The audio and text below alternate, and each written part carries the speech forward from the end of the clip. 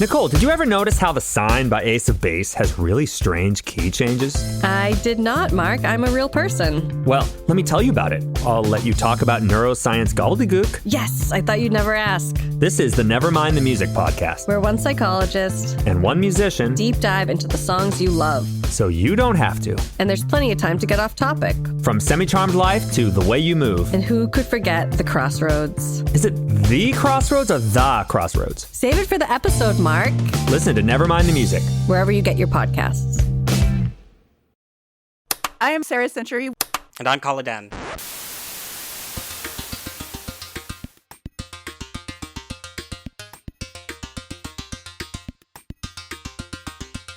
Hello, hi, and how are you? I am Dr. Khaliden Nas, and welcome back to Referential. Alright, before we get into it, I wanted to make a point of mentioning that this is an anniversary episode. We have been doing this podcast for 1 year now. Thank you everyone who helped me put this together, shared, and supported. I really, really appreciate you. Thank you. I wanted to mark it and celebrate, and inspired in no small part by pop culture deciding to have a little witchy moment, I've put together a couple of episodes that'll be coming your way about one of my absolute favorite topics in pop culture, magic and witchcraft. We are talking feminism, womanhood, queerness, misogynoir, and musicals all across 3 episodes. I'm calling it Session of the Witch. Starting with Agatha all along. But first, we need to summon a witch. Hi, Sarah. I got Sarah Century on with me here today. And if you haven't guessed already, we will be talking about Agatha all along. Finally, I've been bursting at the seams to actually talk to someone about the show. Actually, mid-run, as I was watching it, I got in touch with Ash, who, within the context of the podcast, is the Mephisto of this episode, just lurking in the background, observing darkly and evilly. Hi, Ash. I know you're listening. Hi, Ash. And I was telling him how I really, really wish that I actually was podcasting the way I did with the 97 sessions episode by episode for this, because I had a lot of fun. So Sarah, I went into a whole thing. Just, hello, who are you? Introduce yourself to the referential public.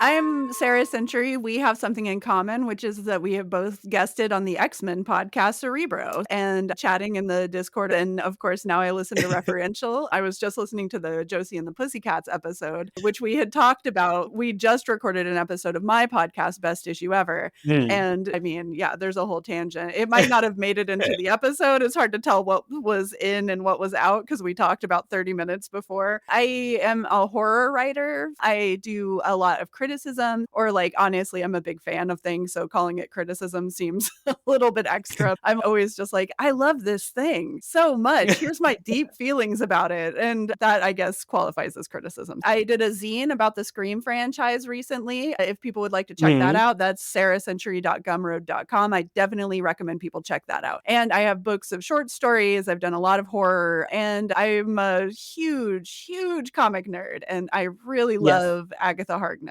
Young Agatha or old hag Agatha, if we're going comics wise? Which is your fave? I mean, the de-aging thing of comics always grates on me. I'm now in my 40s, which I always like to mention because I look so young. But, you know, the de-aging bums me out. They do it with Destiny because they're like, well, she has to be able to be hot with Mystique. And it's like, she was hot when she was 90.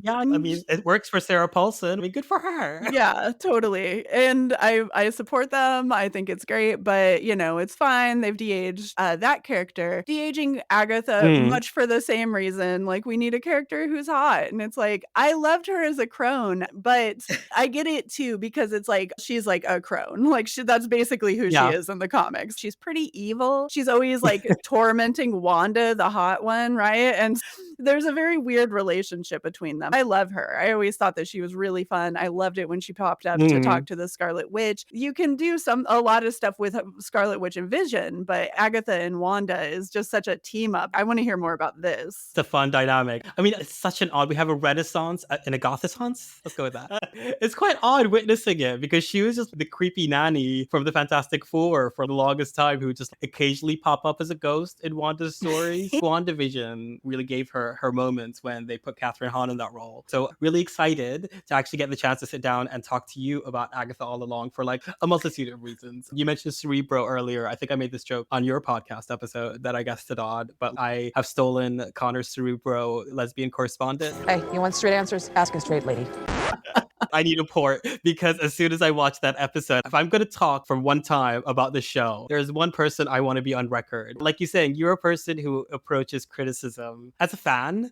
I read a lot of critique, film critique, comic critique. I like reading people's opinions about something. I like engaging with something in that way and deciding myself. And one of the ways that I really find the things that I love is by finding these voices of people who engage with things because I trust their opinions. And you're one of those people for me. The reason you are is because you engage with it from the standpoint of someone who's a fan of this work. And so when it's challenging you or failing you, you engage with it in good faith, but you're interested in why is it doing this? You're not necessarily shy about saying, no, this is not great and it's doing this instead. There's like a sense of empathetic critique that I really gravitate towards that I really enjoy that you do, which actually ties in to what you are doing now. You've just launched a podcast somewhat recently, Best Issue Ever. Can you tell us a bit about that? That's it. It's basically, I love comics. And I feel like, obviously, when we talk about comics, there's so much problems and so much people look back at a 90s issue or something and they're like, oh, that was the 90s. And it's like always this idea of comics, even if they didn't come out in the last 10 years, then they're like it's still considered a lower art form, I think, by a lot of people. But of course, the way that I got introduced to comics was by just reading random comics all over the place. So to me, it's like a comic doesn't even really have to be good for me to enjoy it. Like I love comics. I love the format. I love how ridiculous they are. I'm just in for the ride. I was a host on Bitches on Comics for a very long time. If I was concerned about maybe do I want to quit podcasting? Do I want to keep doing this? And I figured the thing that I actually want to do is talk to people about a thing that they love so that I can know them better, because that's the thing. We're just socializing, right? The amount of podcasting that just is my social life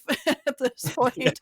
Like this is us hanging out essentially. And the fact that is true, it's just what do I want to guide this towards? I want to learn about people, and the best way to learn something that you can really connect with somebody on, I think, is when they tell you about their favorite thing and you just go, oh, now I get to see it through your eyes. Maybe I liked it before, maybe I didn't, but now I get to see how you see it. And that's something that I love. I just love that about interactions, about comics, about these mediums that we get into, because they access our emotions so much. And finding out what accesses a person's specific emotions, I think, is just lovely about Best Issue Ever. As I was preparing to guest on one of the episodes, I sat down, she does her homework. So I sat down, I was like, I'm going to just re-listen to all these episodes. And I was really enjoying just exactly what you were saying, sharing with someone about something that they love and seeing things from their perspective. And a lot of these were like issues that I was somewhat familiar with, some that I really wasn't at all. And learning to love something through someone's love, I think, that's really cool. So I love your show. I'm really excited to see like how it continues and develops. And I know I've gotten like a bit of a spoiler today. I saw that you got Karen Charm on, and I was like, ooh, we what were are y'all talking last about? night, actually. I can probably spoil it. We were talking about Generation Next number 4, which actually was funny because Karen was like Generation X number 4, or either that or I misread it. And so but I know both of those comics so well. They're like completely ingrained in my mind. Not to spoil like a 30-year-old comic or anything, but essentially everybody dies. And it is brutal. It has narration from Ilyana, who is like a moppet at the time. And she's like, my brother's a hero. He'll save everybody. And it's like, this girl is wrong. She is wrong. And Age of Apocalypse is incredibly bleak. It's where I started reading X-Men comics. And that was the conversation that I ended up having. Yeah, totally. I mean, I had picked them up before, but that's like where I became a buyer of the X-Men. That is intense. How'd you know what the hell was happening? I did not. And there was no real indication that we were going back to the real 616 ever. So whenever you were buying it, it's just the Age of Apocalypse now, and everybody's all evil and terrible, and it's fun. Everybody keeps dying horribly. There's just gruesome stuff going on in that crossover. So that we talk about that on the episode because it was Karen's entry point too. And I was like, that's amazing. I never hear that from people. Well, you two are monsters. I just cannot. I mean, I say that as someone who got into the X-Men by the sisterhood. So, the struggle for us all, really. We are the weirdos, mister. That's why I always always say there's no good place to jump into comics. I'm just like, No. look, you have to read a bunch of good and a bunch of bad, and that's how you figure out what you like. And don't try to start with the best comic that's ever been printed. Inevitably, you're not going to follow that up with anything.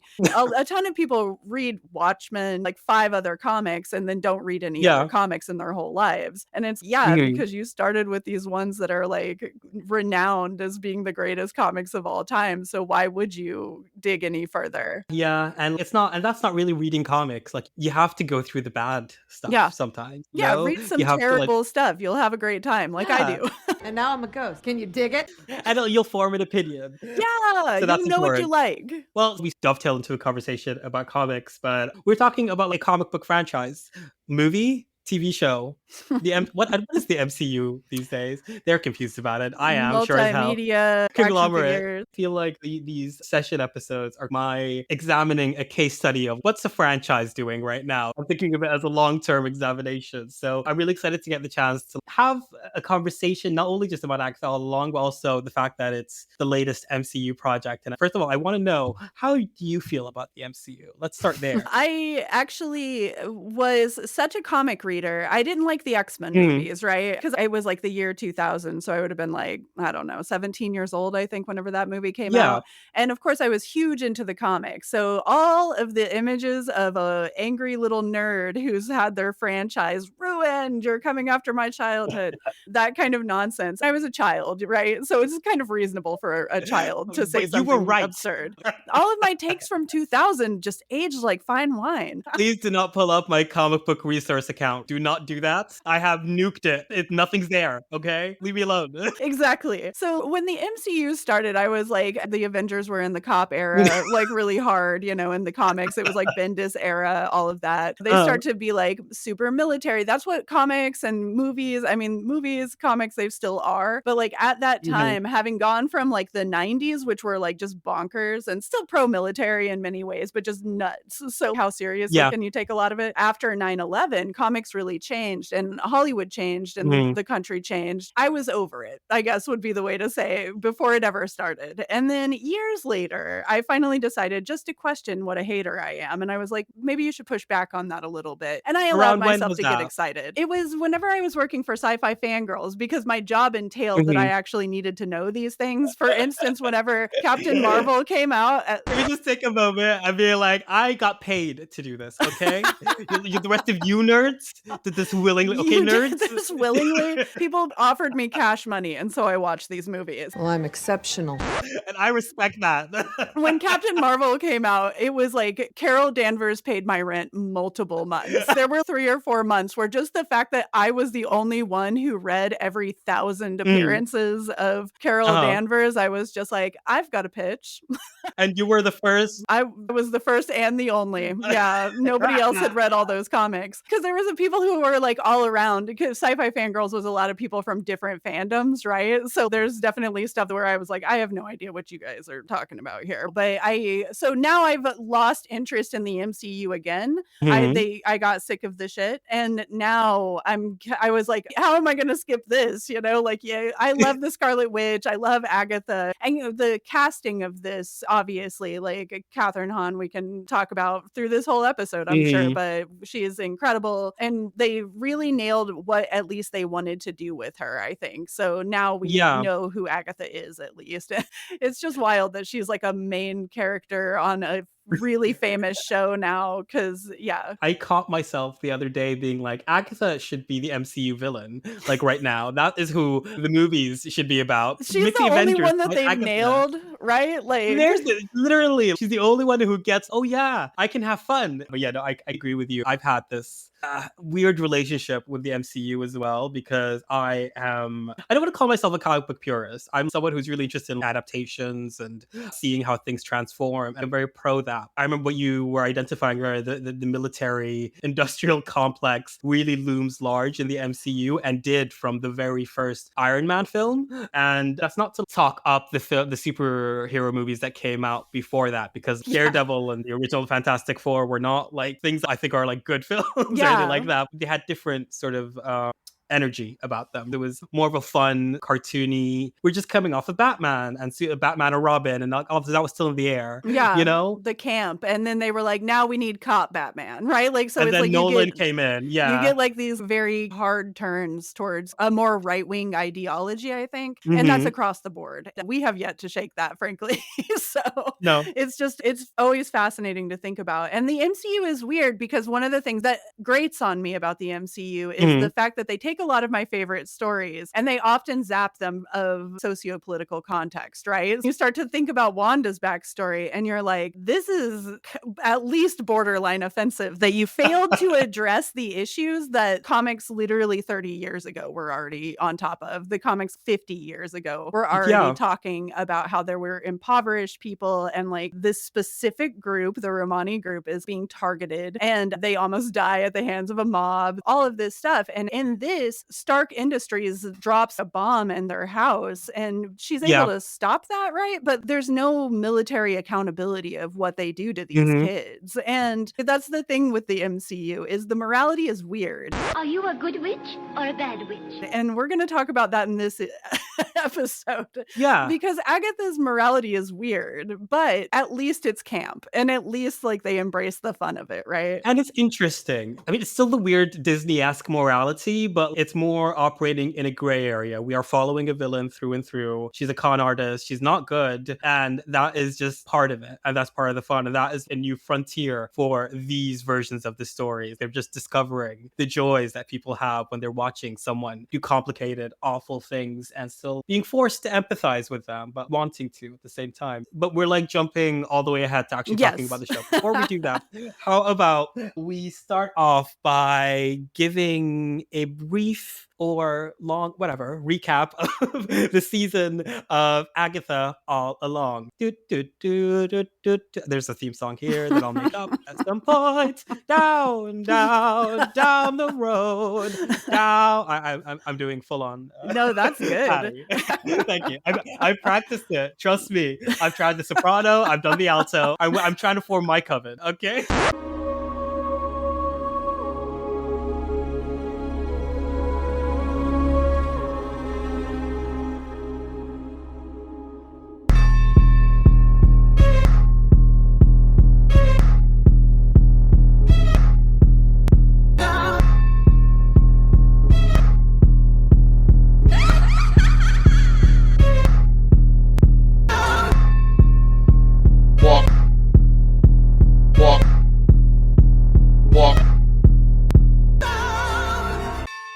Would you like to start us off, Sarah?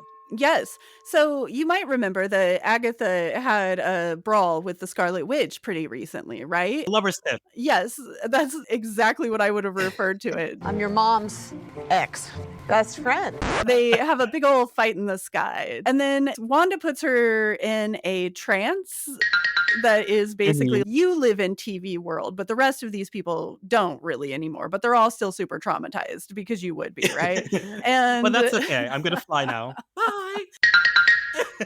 Goodbye. And then, multiverse of madness happens. It's bonkers. All kinds of stuff is going on. Her kids are very missing. sad. Nobody knows where her kids are. She's deceased. Maybe. But Agatha's just been playing TV for 3 years, which frankly sounds like not that much of a punishment. Agatha has not left lockdown. She's in her house pretending to be Kate Winslet from Mare of Easttown. And I appreciate this because I have the hugest Kate Winslet in Mare of Easttown crush of anybody on the face of the planet. And she really portrays the butchness of it, right? But we'll talk about this maybe later. So she is in this TV series, and here's Aubrey Plaza shows up. Just to be incredibly hot. Everybody on this show is super hot. And she's a detective from the FBI who's here to assist Catherine Hahn on her case. And she's basically like, do you think this is weird kind of though? Do you know why you hate me? And do you know what's going on? And then the kid breaks in and he's like looking around, sneaking in. She chases after him. And then he gets hit by Mrs Hart, who is that woman from the 70s show. Random woman with no obvious magical qualities. We stand. Then the kid gets tied up and she takes him back to the detective house whatever. And she questions him. As she's questioning him, he starts reciting this in Latin, something in Latin, just whispering it to himself like a little gay. Light as a feather, stiff as a board. Light as a feather, stiff as a board. Light as a feather, stiff as a board. Light as a feather, stiff as a board. Yep. And she's like, look here, little gay, stop it. Stop it right now. And he wouldn't stop it. So she locks him into the closet. And then as she does that, she's like, wait a minute. Things are like changing in my house. This plant is now a gun. Or this is so weird. So she leaves. She goes to the coroner's office. She goes to look at this body that she saw before. She's like, who is this? I know her from somewhere. Wanda. It's Wanda. Wanda's deceased, apparently. Maybe. Rio pops in behind her. She's like, girl, wake up. So Agatha wakes up. Her and Rio fights. She goes to find the kid in the closet who actually did exist. That's right. And he's like, yo, take me to the witch's road. And she's like, that's not a thing. And then he's like, girl, come on. And then she's like, okay, fine, whatever. To do that, we need some girls. We need to collect the dolls. Power of 3 will set us free. I'm going to go visit all of the 4 people who haven't completely blocked me on every social media platform. I have 4 followers on Blue Sky. So let's start there. And he's like, okay, girl, whatever. First, they go to Patti LuPilled. I was falling. And Patti LuPilled is like, I don't know you. And then she's like, yes, you do. And then she's like, all right, girl, I know you, but you need to leave because I don't have time for your bullshit. And so Agatha's like, okay, write me a list, girl. And then she's like, all right, I'll write you a list and I'll see you later. And then she goes to see Sashir Zamata. Her name is Jennifer. She is Gwyneth Paltrow. And she's like, all right, you need power, don't you? Because you're bound. I don't want to get sued. So I'll show up to your little get together. Plenty of street parking. Then they go to the mall and they have like a little corn dog. She's like, oh, let's go to Hot Topic. So they go to Hot Topic and they're like, okay, you see her over there? She is Tori Spelling. She is like the daughter of someone super rich, super famous, and she got nothing in the will. She needs some power. Let's go grab her. And they go to Alice. They grab Alice and Alice is like, okay, fine, no. And they're like, but come on, it's real. What, by the way, why are you working? What happened to those royalties, girl? And she was like, I don't want to talk about it. Okay. Like there was investments in the 80s and let's just not go there. All right, fine, whatever. Just come to my house. So anyway, they go to the house and then all the witches start gathering. Agatha's, all right, teen, you go upstairs. We're going to sing a song. And they're like, wait, but we're missing someone. And she's like, all right, fine. Old lady. Sharon comes over and they're like, all right, girl, we're going to sing a song.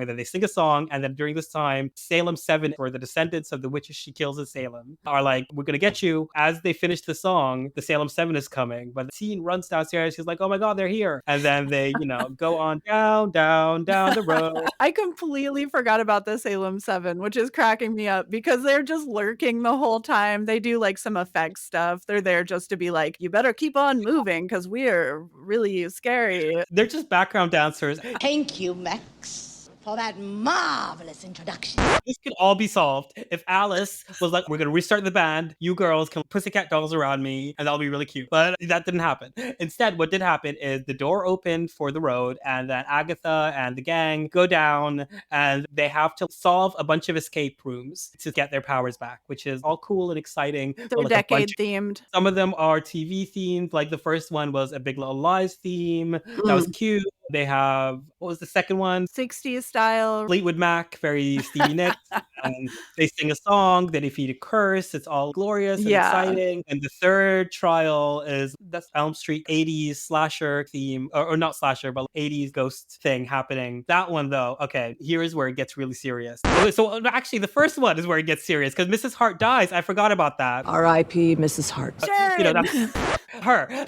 So she dies and we're all really sad. They bury her, then they have to summon a new witch. And guess who pops up? That girl. You remember that girl who was in Agatha's little fantasy? She pops in. That woman is here and she's like all dressed in green and she's all just follow the yellow brick road. It's all very exciting. So they go to the next trial and in that trial, Alice dies. It's really sad. The worst. I know.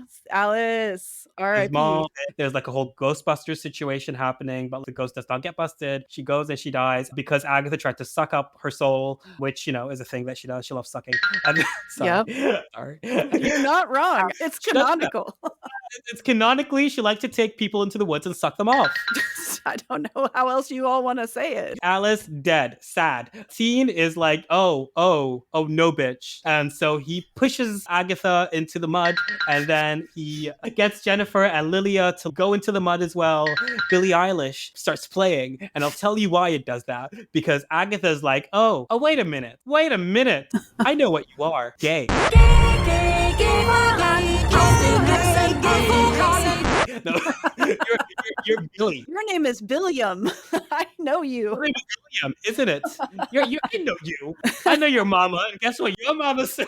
Finish that your mama joke. Billy was like, no, we're not doing this. So he kicks her off the road and it's all really tragic. But then Agatha comes back out. She comes clambering back out because we find out that Billy, well, his name is Billy, by the way. He's Billy. And Billy is Wanda's kid, kind of, cosmically adopted. It's a whole thing. We also find out that we didn't know that it was him for the whole time because he had a sigil on him because Lilia put it on there. But then, she forgot. I was falling. She's time displaced the whole time. She keeps jumping around, kind of. It's all really tragic. It's a dementia metaphor. It's all very nicely well done. And we see how nicely well done in episode 7, which is Lilia's episode. And this is the one that got the internet all Patti LuPilled t-shirt that.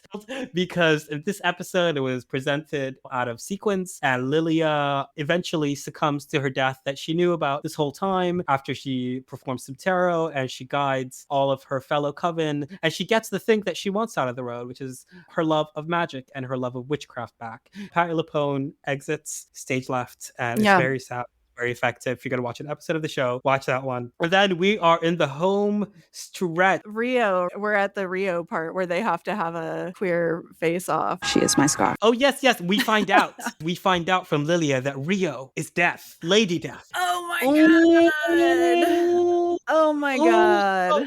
This whole time, we realize we've been watching the story of lesbian bed death. Rio and Agatha were in a relationship, and it's all really sad and tragic and ambiguous, and we don't know what's happening. And in the final episodes, when we complete the road where we go in the final challenges, Jennifer finds out that Agatha was the person who bound her powers, and she reclaims it from her by saying, "You hold nothing over me." Yeah. And then she gets fairy pink magical girl light show, and then she poops out of the road from the ground outside, and she's like, goodbye. I'm not dealing with any of this and any of you. And you know what? Good for her. In the road where Agatha realizes, I can give you what you want, and we can finally close this road nonsense. You want your brother Toby. And then she gives it to him by downloading Headspace on his app, and she's like, just put this headphones in, take a couple of breaths. You see him? Yeah, just put him in another body. I know it's not ideal, but guess what? We don't choose where we come from. More vague insight.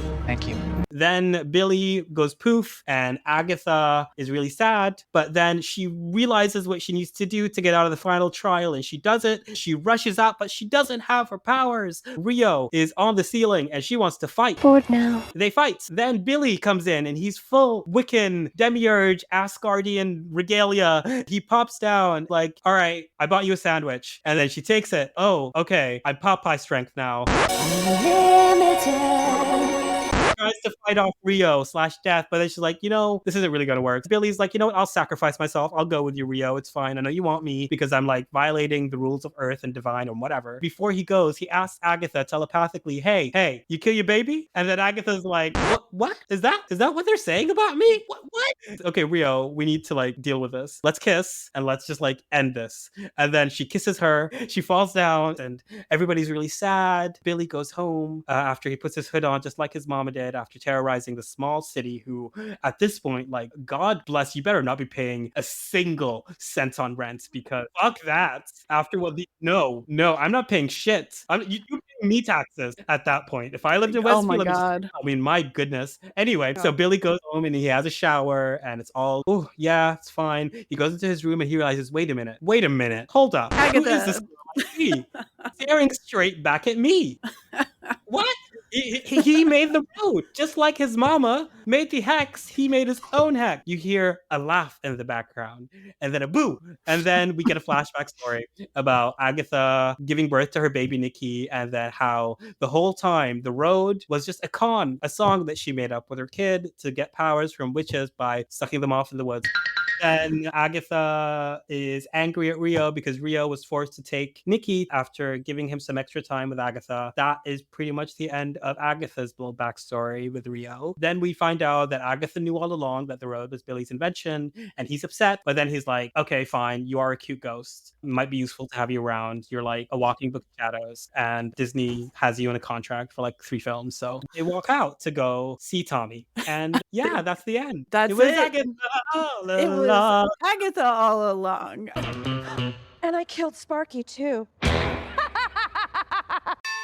Right. God, I talked a lot. Yeah, Sarah, tell me what you thought about the show. Oh, yeah, no, this was fun. And I loved Jennifer Kale. This is one of my favorite comic characters. The door is open. Now we're going to see more Jennifer Kale. What a beautiful actor. Incredible work here. Just nailed that character. Just gave me the exact vision of Jennifer Kale. Loved it. I know that you're like a fan of Jennifer Kale, the comic book character, and she's never been like one that I gravitated towards. I never had negative feelings about her, but I'm more of a Amanda kind of girly. And also, I felt the same way about Sashiro Zamata, who I had known from around. I saw her in SNL. I liked her existence, but I never really had something of hers that I really loved. And I didn't know that she had so much capacity and all this talent. And I hope she gets like a long tail of a career on Marvel, that they really invest in her, because I mean, we started talking about the MCU, but I feel like looking at the state of the MCU today, this is the corner that is working. Yeah, totally. And Jennifer Kale has a great history with the man thing. So the fact that they just introduced the man thing not too long ago, it would be really fun to get her active in that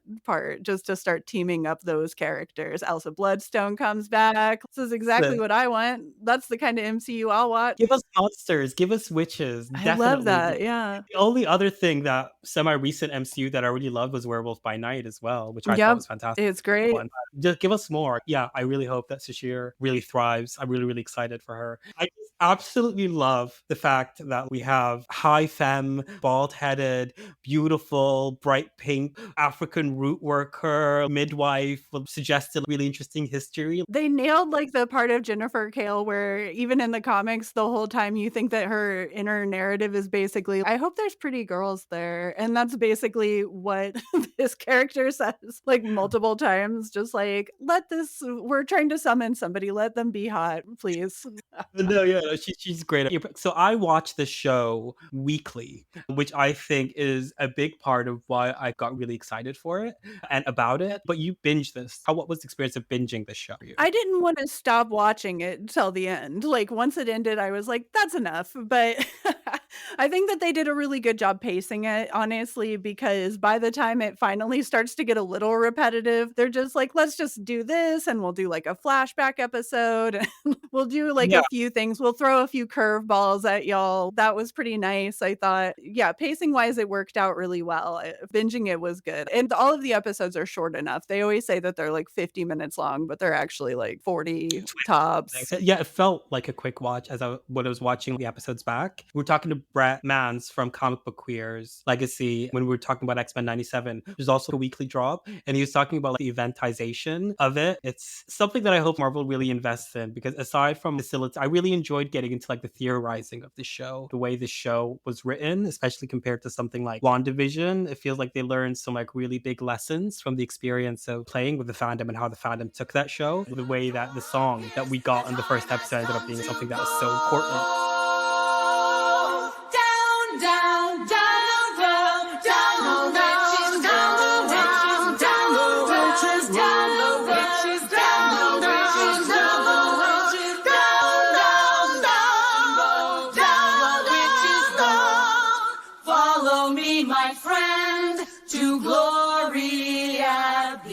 And that was giving you hints about what was coming up later. It did little things there that Jack Schaefer and the team that was writing the show inserted that I think is fantastic. And also, I do want to take a point to highlight the practical effect in this project. Can we just talk about that a bit? How did you feel like that the practical effects impact the show specifically? That's a good thing to bring up, actually, because I often am just like, man, what's up with the MCU? You're clearly working your artists too hard, right? Like, they're doing too much, and that's why sometimes Loki looks pretty terrible. But then you watch something like this, and you're like, I hope that people are just having a little bit more time, because this show looks incredible. The sets are really good, inventive. They change it up constantly. They keep it pretty simple, so I think that it's easy for them to stay within budget on this stuff. And then the VFX is great. It just enhances it at every turn, which is what you want. Whenever it becomes distracting, or whenever like it's the star, right? The VFX become the star sometimes, then that's always kind of a mistake. But I don't think that they did that at all on this series. I don't remember a time where I thought that it was egregious. Yeah, just to go into the CGI conversation, to compare it to the other Jack Schaefer show that came out, the big criticism about the WandaVision finale, and I think this is a criticism that comes in with a lot of the other MCU stuff, is that by the end, it just becomes a big sort of glowing fight as they try to do a visual splash page. One thing I did appreciate about this show is how they gave us a bit of that in the end, but that is not how it ended. And I know that Jack Schaefer really made a point of talking about how she really fought for that final episode to just be a flashback episode. Even though I have some quibbles with the flashback episode, a little bit of feelings about how just the Rio and the Agatha early relationship was being presented, I appreciate the fact that, no, we want to do something different. We want to thwart expectations. And if we're going to give you a big glowing fight, then it's going to operate a bit differently. And it's going to end with this tableau of this very beautiful slow fall. And that image really did stay with me. I was like, oh, they really tried to do something here. Even if I don't think they fully achieved it, they could have excised the whole fight. But in the end, I didn't think that's necessary. I'm waiting perennially for that MCU project that doesn't have a single fight in it, that uses the superpowers and magic to tell a different story in a different way. So yeah, I'm a bit disappointed that's how it ended. But on that point though, on the point of magic, we talked about it as CGI. How do you feel about magic in the Marvel world? In the Marvel world, I think it works out really well. And I do want to say, whenever we talk about CGI, that I grew up on Xena. I'm not too good for anything. I'm just not. Like, CGI Poseidon, iconic. My vision of Poseidon, the god of the sea, is 100% that CGI one. I'm telling you, I was a charmed baby. So like, if you want rough special effects, like I was there. I was, yeah, no, I get you. I watched all of Winona Earp. There's like episodes where they just shake the camera a bunch and you're just like, okay, I guess that's an earthquake, you know? I mean, God bless. They're doing what they can with what they have. And I love that. And as I said, not too good for it. But, you know, with the MCU, you come in with high expectations because you're like, you have those Disney dollars, right? You're like, Yeah. wow, me. This is budget-wise, I think, the least costly show or project that the MCU has had. I would believe And that. it's earning the biggest profit. And it's because specifically of the practical effect, I think. And I just hope they take this lesson that we don't need you to crunch those artists. We don't need you to do that, animators, the special effects artists. Like I can see why that's the lesson they learned from Infinity Wars because of how successful that CGI fest was. But it does feel like for a world like the MCU, there's at times a failure of imagination happening, which I'm glad is not what happened in this situation. Let's just say the Marvel magic area is just like the best. I think I really love all of the characters that come out of it. Obviously, it doesn't matter how it works. I was just on Chad Anderson's podcast, Gray Malkin Lane, on a Patreon episode with Alex Segura, and we were talking about Master Pandemonium, who is just a guy with a hole in his belly that's shaped like a star. And there's a certain story where Billy and Tommy, the kids from this, are parts of his arms. His arms turn into these babies, and so he has baby arms. This is how magic works in the Marvel universe. It doesn't make any sense at all. And I love that because why would it make sense? It's magic. It doesn't make sense for it to make sense almost. But then you have these great characters. As you said, Man-Thing, all of these characters that are some of my favorites, I think, come out of that part of Marvel. I absolutely love the way that magic was framed, witchcraft specifically was framed in this show. I love things that are, no, we need to get this feather, we need to get this root, we need to combine it with this, excuse me, and for this future spell, we can break part of this spell and combine it with this other spell, like this kind of analog magic stuff. I really enjoy that. And I like placing Agatha, who's been around for so long at this position of, yeah, she knows all this stuff, she knows all the nuances. I know there was this critique that there's also been a bit of a Pokemonification of the witchcraft in, we have a green witch. I'll get you you, my pretty, and your little dog, too. We have a divining witch. I understand that critique, but as someone who is desperately seeking and hoping for the millennials to find something other than Hogwarts houses, please Pokemon yourself as a green witch, as a divining, whatever, just something else. I will do what is BuzzFeed still around? Just let me do that quiz. Give me a theme. Give me something that a team of drag queens can put together. I also like the idea of different kinds of magic in the MCU. Yeah, obviously, if you're a tarot expert, you're going to find the tarot explanations to be a little reductive. Don't go into it expecting not that, right? But at the same time, it's fun. And it's like the reason that everybody loves tarot is that classic imagery and the symbology that just draws you in immediately. I thought it was good. And you get to see swords falling from the sky, which is a really fun thing. They're just like, oh, it's the Queen of Swords. Here's all these swords falling. And they're all dressed like Disney villain characters. So good. That was fun. That's silly. It's fun. It's good. It's good to remember these are like comic book properties. They can be silly. They should be silly. And it's part of the fun of it, like that tonal shift from something completely serious to like Agatha having a demented laugh at Billy and saying, "You're just like your mother." On the conversation about magic, I have always really loved witch media and magic media. I was wondering what your relationship with it was. I was a teenager in the 90s, so we're talking The Craft. Yeah, I mean, witches are great. It's totally a thing, right? I think there's so much to say when it comes to witches and the role that they play in every culture around the world, honestly. Just, they're so important. They're so vital. And of course, there's negative connotations to witches. There's positive connotations to witches. I like that they don't make a firm choice either way with these witches. They're like, Jennifer is probably like objectively a good person. We've got a few characters that are like good people. Agatha is not. She was like a scam artist. That's right. She did like, you're right. Yeah, the Gwyneth Paltrow, of it all. That takes us to the conversation about morality in a second, where you seem to not be able to suss. Seriously. Yeah. I feel like we are so that kind of person who'll be like, that one, the one that hates everyone, I like her. The one that is cruel, the one that is staying in her little magic circle and is like, y'all can deal with this little flying fire ghost. Her, I like her.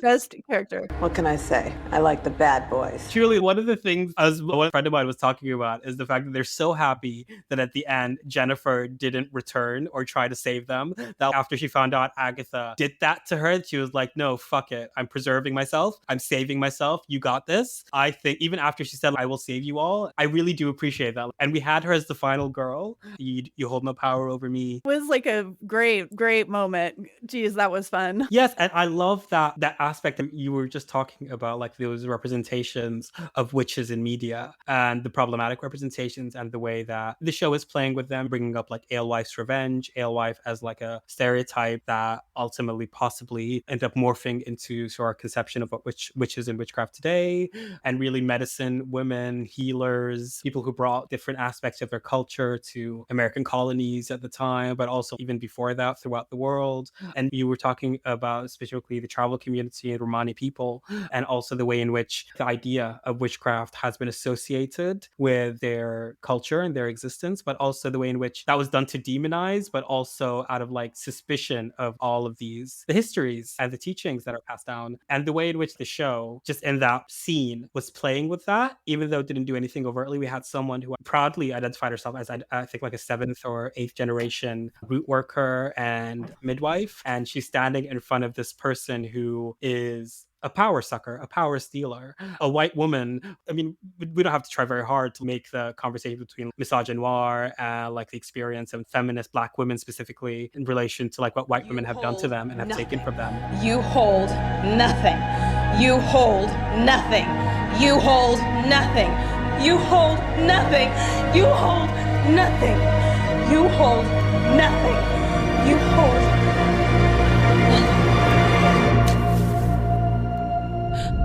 The maybe be dismissive, or maybe are very willing to not take the beauty or the very intricate, layered intentions that are weaved into that scene and just dismiss them. But it's there, and it's really worth taking a moment to acknowledge it. I completely agree. Yeah, that's always the thing with Disney. And I was like, yeah, it is weird morals here because Agatha's terrible. She has kind of the arc of the series. And of course, as we said, yes, she's a villain. They don't really try to make her, they let her have one or two good things that she does, but she's a horrible person. She kills a bunch of witches, and there's all kinds of implications to what she's doing where you're just like, wait, you just keep killing all of the witches and taking their powers. Like, so I think maybe just like to ping on that point, one of the, I suppose, unsatisfying bits that I found in the finale is that I just wanted to understand her justification, because I felt like the show wanted me to empathize with her, but also to take her from the villain to the anti-hero or that position and make us forgive her murders. You've not told me why she's killing these witches. You've given me vague reasonings. I was talking to a few friends about how I just wish they said it. If they said things that were like no prizing, or my friend was like no prizing about it quite a bit, saying, well, I think she was killing those witches to distract death, to save her son, or like she's using that power that she's taking from them as I'm giving it to him, because we see in the scene he stops being fussy or whatever. But I'm just like, yes, but also they didn't put that on the page. Yeah, I found that unsatisfying. How did you react to some of the ambiguity? Yeah, I think that there's places where you can be ambiguous and times maybe when you shouldn't be. Are you a good witch or a bad witch?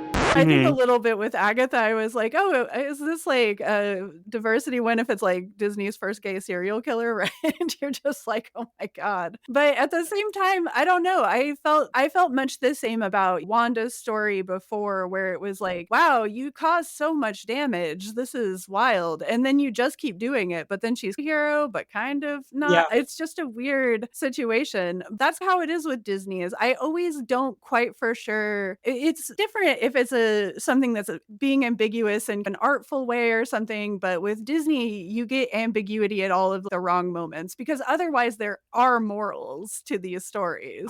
They're strongly like moralistic, and they have kind of a bizarre morality to them. But yeah, that's it. I always have questions after I watch a Disney property of any kind, I think, because I just go, I know, I guess, what I was supposed to take out of this, but I'm not sure. Yeah. I took a note as I was rewatching, preparing for this. They did it again. Once again, they made like the biggest female character in the MCU franchise's theme be her trauma, be motherhood. It's happening with Agatha. It's happened with Scarlet Witch. Before that, it was Black Widow.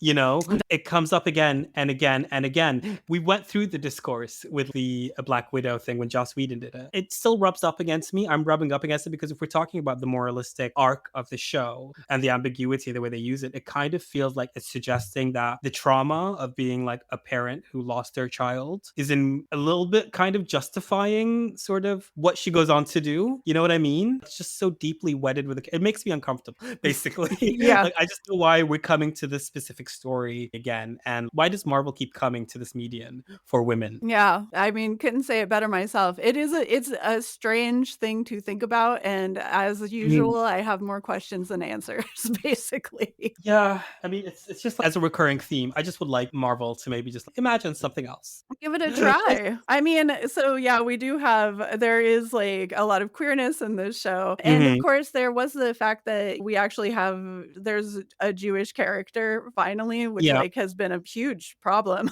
with Marvel. Not playing actor, but maybe let's just leave that on the side. God. Okay. So I didn't know that, but yeah. God. So Jewish character, but yeah. Something. It's canonically Jewish character is something that Marvel has not delved into, which struck fear in my heart thinking about when Magneto comes. What's that going to be like? But let's not catastrophize. You know, maybe this is a willingness for them to engage with something. How do you feel about the representation of queerness in this story specifically? Because this is the MCU's first lesbian debut moment. Sapphic special. Yeah, tune in for the Sapphic special. Yeah, it's funny that it was more gay kind of before they kissed right? Because at the end they Mhm. kiss, but they have to have a reason for kissing, right? It's a little kiss, To but die. don't get me wrong, we're never going to talk again after this, you know, kind of situation. And it's I like, mean, it was like a lesbian bed death moment, literally. yeah, 100%. I like that. I mean, almost when they're just like bantering with each other. Actually, the thing that I think was the gayest was whenever Death walks up and puts her hand on, she almost touches her hair, All of and then she yeah. turns around and they almost kiss. That was a good moment. I liked that. I will say though, in terms of the queerness, I feel like the show did a really good job of capturing that queer yearning, Oh, the inability to touch something even though it's so visible and you have all the reasons to, but all the reasons not to. I feel like just the chemistry between Catherine Hahn and Aubrey Plaza was crackling. How do you feel about Aubrey Plaza's future play as Lady Death? so I always think I wish that she had appeared in Infinity War as the reason that Thanos did everything, because that's how it is in the comics. And that's funny. Yeah. Like, that makes Thanos much funnier. You're just like, oh, that's hilarious. You just got broken up with by Death. That's Yeah. And for amazing. Aubrey, I Great. get it. I would too. Like, yes, I mean, look at her. God, even though that the little half mask would give me pause, but not for too long. She is so in love with Agatha. It is so fun to watch how much she is all about Agatha. And Agatha Yes. does not reciprocate because she's holding a very unreasonable grudge against her. It's like, I get it, kind of, but kind of not. She is my scar. There was aspects of it that I don't know if you've ever seen the TV show, but were giving me like Rachel from Crazy Ex-Girlfriend. It was like she's going through all of those stages of Why don't you want me? She watching. literally yells, why don't you want me? She's just a girl in love. She can't be held responsible for her actions. It's very that. She literally goes through bargaining, trying to seduce her, and then in the end, collapsing in rage. Why don't you want me? Like you were saying. I mean, just giving Aubrey Plaza a chance to play someone unhinged and slightly twisted. I've been waiting for this since I saw Ingrid Goes West, Hinged, and in Legion. Like, I'm so glad that she's like there to give a lesbian shot to the MCU. We need it. Just give us more. Oh, this is also my other critique. Since we're talking about Rio and their relationship, I wanted to see them together. We didn't get that. We just saw the exes and we literally saw the moment they break up. Yeah. How do you feel about not seeing the queer joy in the story? Yeah, I'm on the record as loving salty exes as being one of my favorite Mhm. storytelling dynamics. I love it when exes are salty to each other because they still really care about each other. This is why I love Renee and Kate and these Batwoman in question. I'm always just like, oh, they're so salty exes. I love them so much. So many good ones to name. So I did enjoy that. I also just like kind of loved, I guess, just that there was that barrier because it makes Agatha's choices make more sense because Agatha feels completely alone. And so even Death being there doesn't really change that for her. And I think that Billy helps to make her feel less alone by the end of it. But yeah, many times she says she's a covenless witch and she doesn't really have anybody that she wants to depend on. And I don't know, it's interesting to watch Death just be so there for it, but just unable to reach her, I guess. So it is interesting to be like, yeah, what was this relationship like? How did you meet? Like, I'm fine with this finale with just like the shape of the season, as long as we eventually get like a Marvel 60-minute special feature of just like their backstory. Just because I feel if you want to tell this story, if you want to tell this queer story, I like watching the Vengeful Exes. I think that's a narrative, but I think we need some insights. We need a back issue. Show us just some of that joy, because I feel like we need the full arc of the queer story for it to not fall into a problematic trope, which isn't necessarily where it's headed, but it could. And I can kind of see the cliff. I just hope it swerves. oh, But yeah, maybe I totally. just want more of them together, really. That was basically my critique.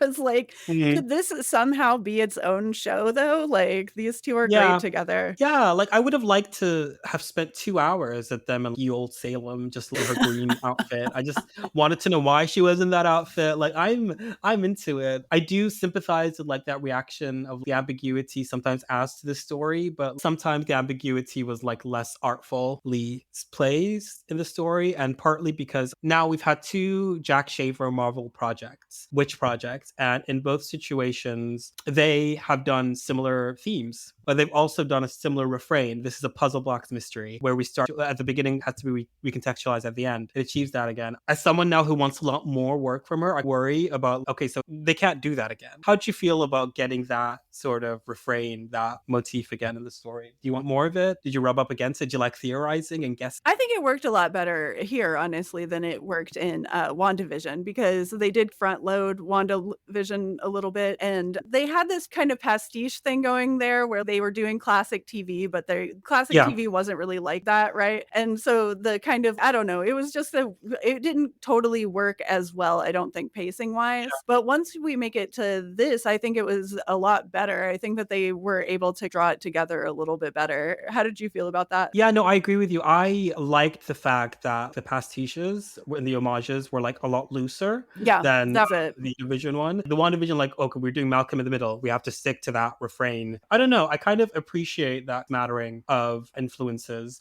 And I like it more because everybody was being forced to play along with it, right? Everybody was in drag and no one really wanted to partake. So I like that element about it. I'm fine if in future projects do more of these pastiches.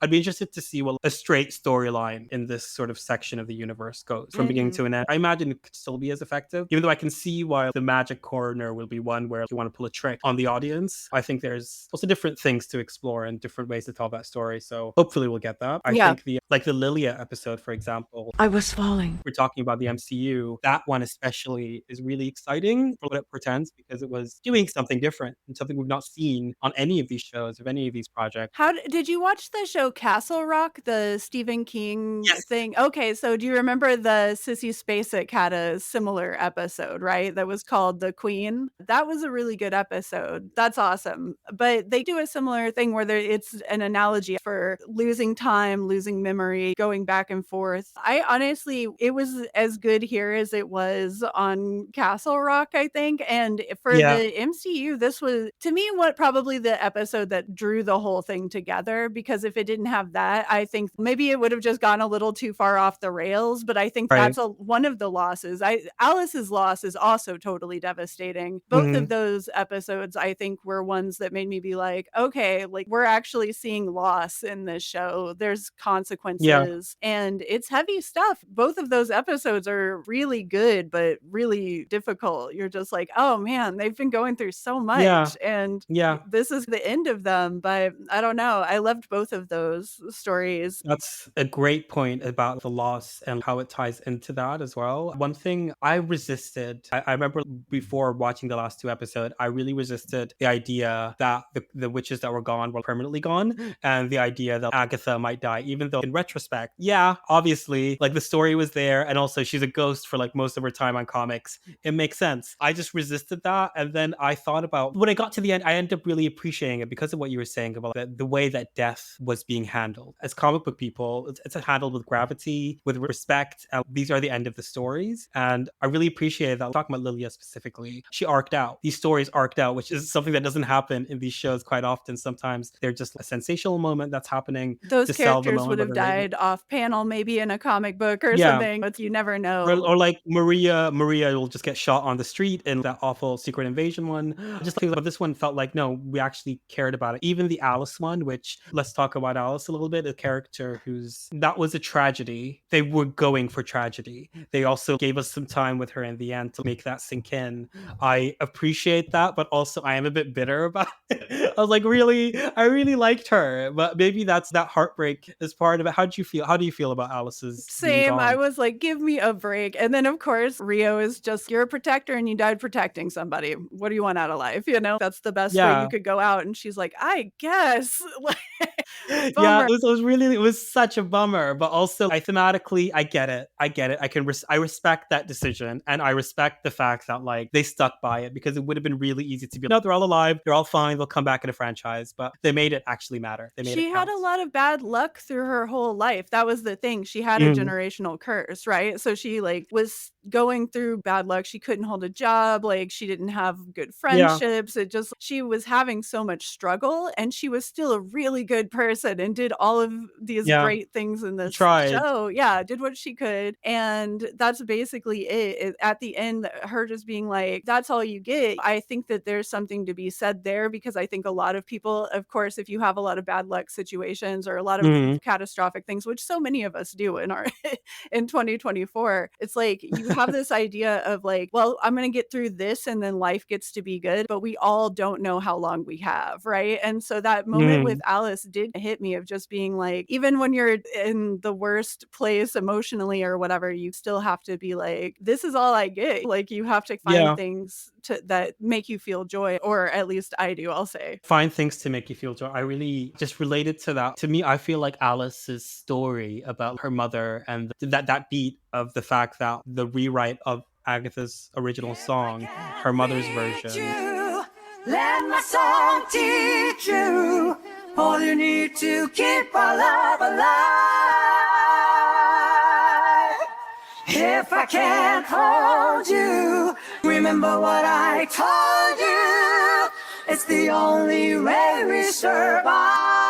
Was done to protect her. Lorna Wu's version, to protect her, was a spell, was a charm. That's why she survived to this point. It did the thing that I absolutely love to see, where it's like almost an everyday kind of magic, a casual kind of thing that you don't see until you see. Yeah, I think that is the moment I fell in love with that show. When it hit that beat, I was like, you gave me a beautiful song, by the way, which I have been singing.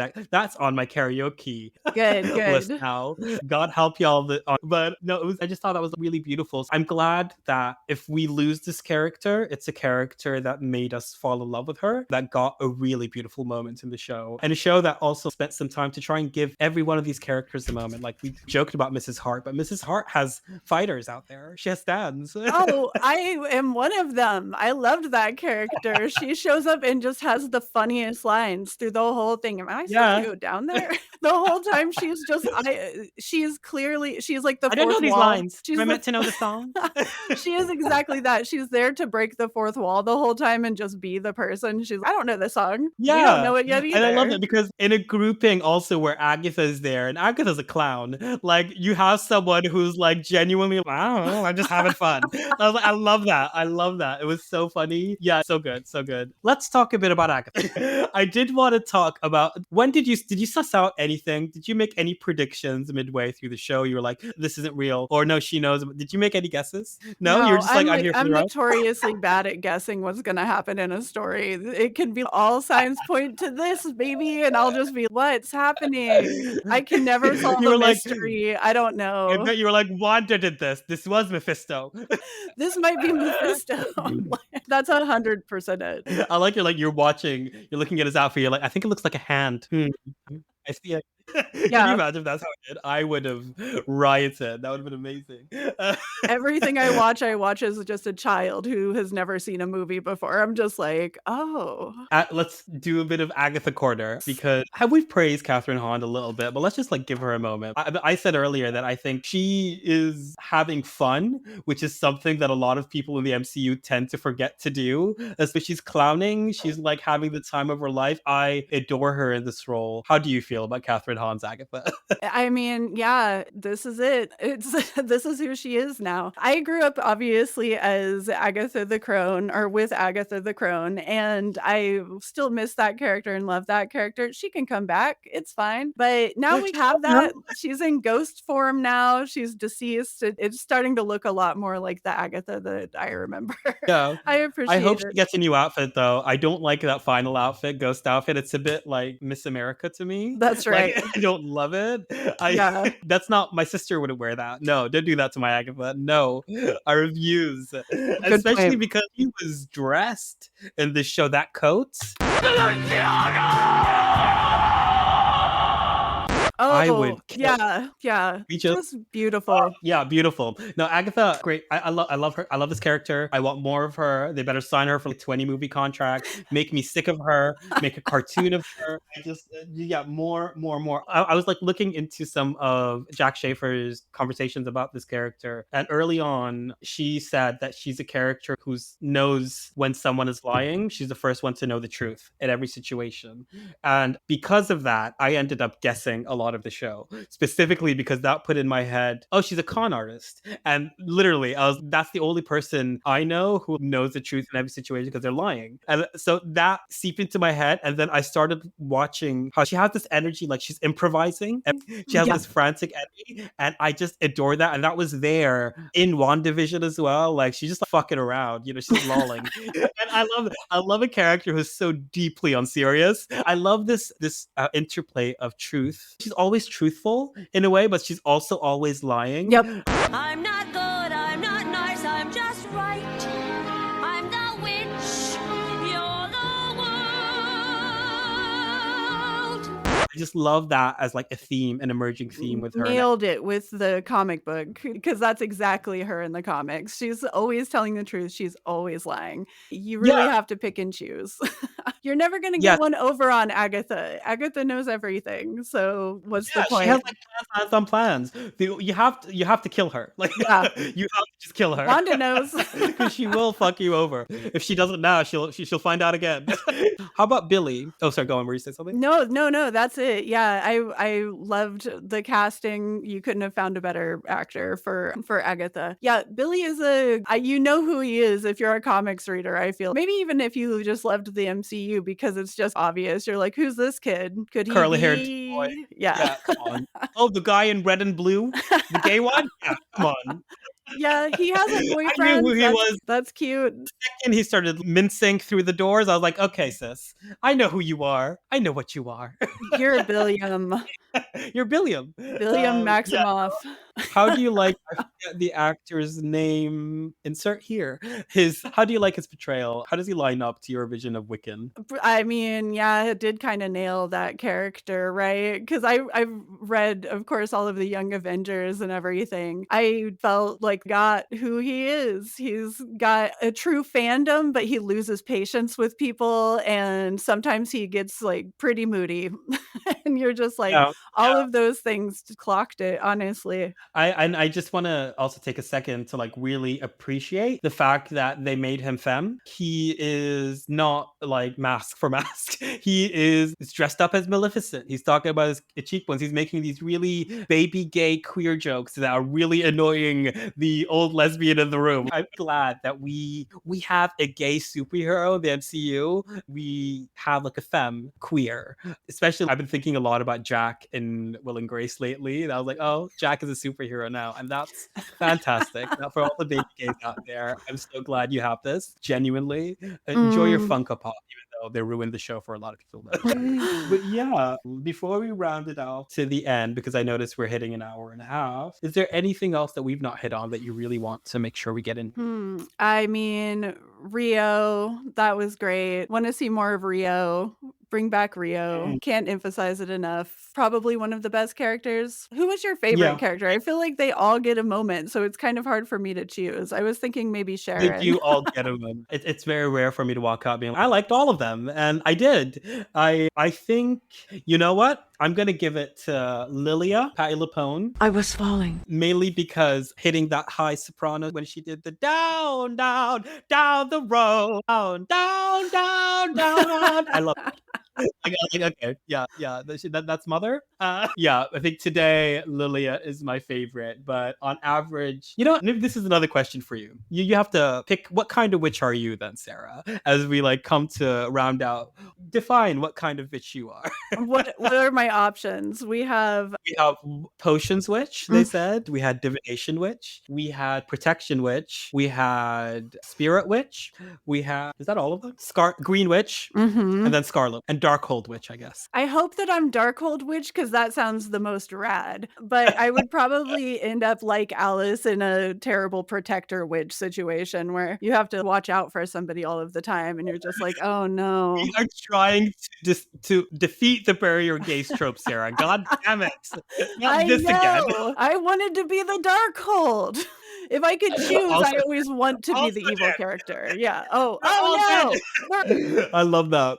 I do have one more point. I did want to make sure I mention, since we were talking a bit about death earlier, I think there's something interesting about the way that death was treated and my own resistance toward accepting death of characters and the end of their stories, and maybe relating that to how the superhero genre exposes Western anxiety about just the idea of death. I think maybe that's often operating with the fandom right now, especially as they interact with these franchises who don't want to pay these people as much, and sometimes bring them back, and sometimes bring them from another dimension, and God knows what. And I think I appreciate the show for placing an emphasis and importance and deference towards death, and I hope that that is something that in whatever next phase of the MCU that we're entering is something that continues on. Respect death. Jean Grey's in here yet, so we don't have to like tip the whole boat.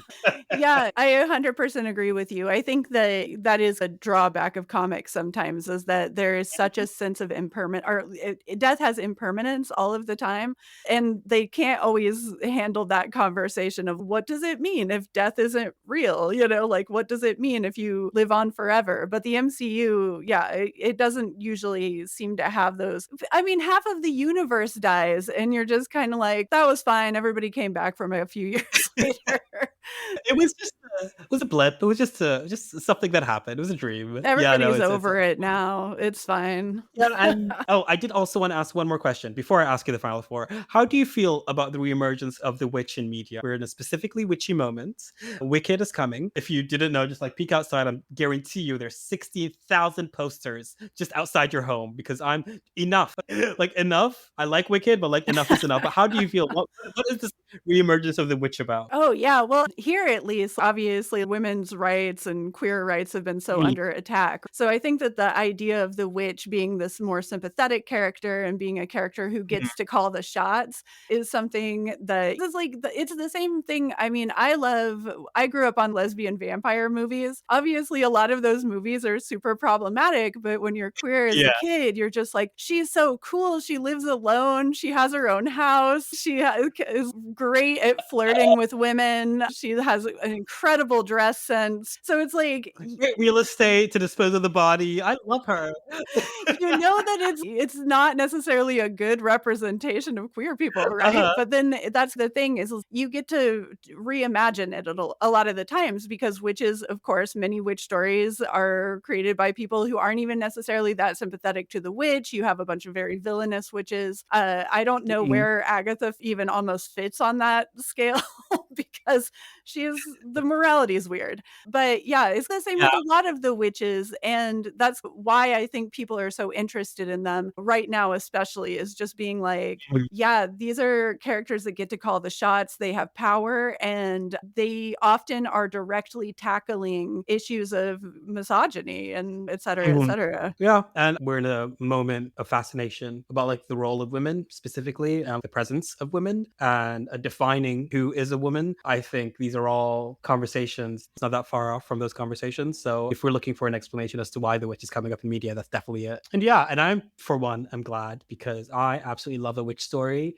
Thank you so much for joining me for this episode about it, Sarah, but I'm not going to let you go before I do. To wrap up this episode, I would like to ask you 4 questions. Rapid fire. You may answer them with a sentence or a small paragraph. Are you ready? Yes. Okay. Question 1. Sarah, tell me who is your winner of the season. The winner's got to be Jennifer Kale, right? She comes out on top. She does the best. She gets her power back. She's doing great. The bitch who tied her has died. She doesn't have to deal with any kids. She's doing good. She is thriving. Yeah, good for Jennifer Kale. I agree with you there. Though I will also say Lilia is also the winner of the season / Patti LuPilled, because Patti LuPilled just gained an army of young twink fans and young lesbian fans, and she was already unstoppable before. Now I think, yeah, we're having a Patti moment, and for that I am so thankful. Thank you, gays. All right, can you give me your loser of the season? Sadly, it's probably Billy because now he's stuck with Agatha, right? You're just like, good luck, kid. Not only that, but you just visited trauma on your mother's victims. You are doing hell to the Maximoff names. I tell you that. Like, it is what is wrong with these people? Like, how about you just get a therapist? Get a therapist. Just think about it. Just consider it. Just consider it. I am going to say the loser of the season for me is Nikki because he's dead. Sad. Correct. That is true. Yeah, I guess that didn't work out great. I mean, he got extra years though. So I mean, he did. Yeah, he lost, but he Yeah. got some time on the clock. That doesn't mean he didn't lose it still. He still That's lost. true. That's true. And I think in retrospect, I mean, look, Agatha, like we've discussed, I love her, but maybe it wasn't a best idea to raise your child in the woods. He died from a cough. I just think maybe we need to discuss. Could it be related? Could it be in some way related? Perhaps. Have we considered shelter? A tent would have been lovely. I just think that we're blaming a lot on Rio. Maybe let's look at our own hands. Moving on. Can you, Sarah, please give me your most chaotic bisexual moment of the season? The most chaotic bisexual was Catherine Hahn's turn as a very kind of butch Kate Winslet homage. I was like, it's giving me all kinds of feelings. Yeah, this is hot in so many, but there's layers to it, I loved how she was doing the accent. I love that so much. Good. Chaotic bisexual. Yeah, I agree. What is my chaotic bisexual moment? Let me look at my list. Okay, you know what? Most chaotic bisexual moment was Jennifer Kale saying, "I'm not gonna let you die," and then 2 minutes later being like, "No, fuck y'all, I'm out." That was chaos I approve of, but girl, totally. Therapy. Once again, therapy. Also, I will give a bonus by moment being the solution to Billy finding Tommy the whole time was just like, maybe sit down, take a few deep breaths. Like, you caused all of this. Just, all right. People are dead, but okay. Like, that's some bisexual nonsense. Let me just say that, even though he's not. Yeah. Okay, and final question, Sarah, can you please give me your most sapphic moment?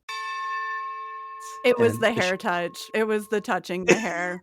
I was like, that's so gay. And there's moments like in Haunting of Bly Manor. There's that moment where the main character, Danny, is being fitted in a wedding dress. And the woman who is like fitting her, they have a moment where they just look at each other. And I'm like, how is that the gayest thing that happens on this show? Because she has sex with a woman, but like somehow it's this moment. And that was how I felt about the hair touch, where you're just like, that's the gayest part. They make out in a minute, but the making out has to have a whole story reason. This doesn't have a story reason. This is just them being super horny for each other. And that is, honestly, they nailed it, bravo.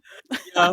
For me, my most sapphic, you know what? That final fight, doused in green, throwing literally the kitchen. You want me? Why don't you love me? Yeah, like throwing the kitchen sink, some lesbian bullshit. That's manipulation.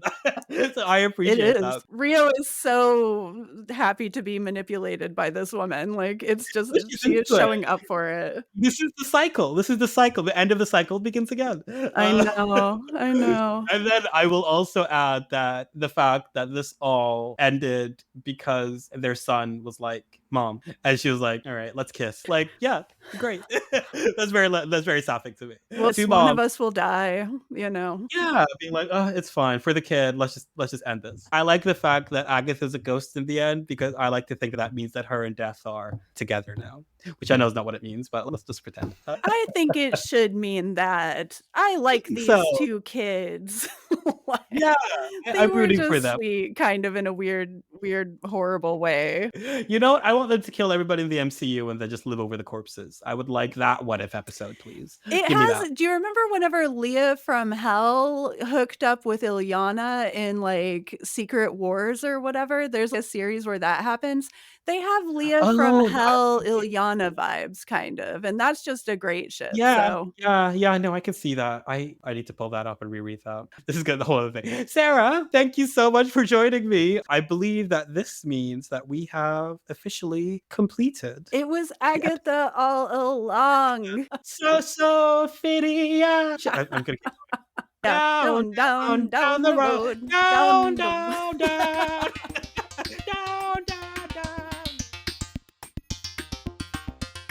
Thank you so much for listening to our discussion about Agatha all along. You can find Sarah Century at sarahcentury.com. There you can check out her latest podcast, Best Issue Ever. You can also find her latest zine at sarahcentury.gumroad.com. You can find out more about this podcast and my work at alsopurple.com.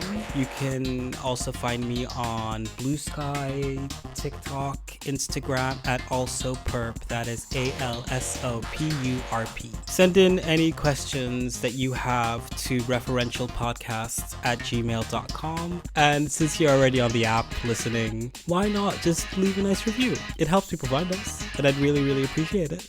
Next episode, we interrupt your previously announced programming to bring you a very special episode with another Coven member to talk about something green. It's not easy being green. No, not you. She's based on me. All right, Agatha, that's enough.